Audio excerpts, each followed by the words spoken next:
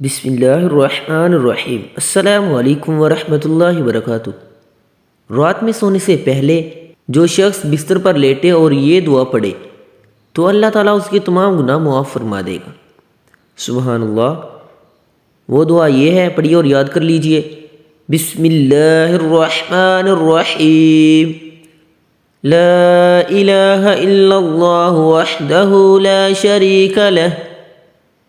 لا شریک له له الملك وله الحمد وهو على كل شيء قدير لا حول ولا قوة إلا بالله سبحان الله والحمد لله ولا إله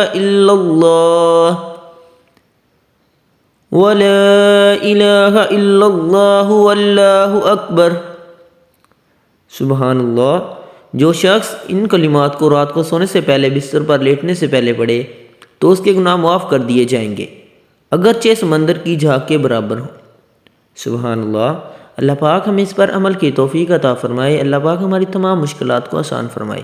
آمین ثم آمین۔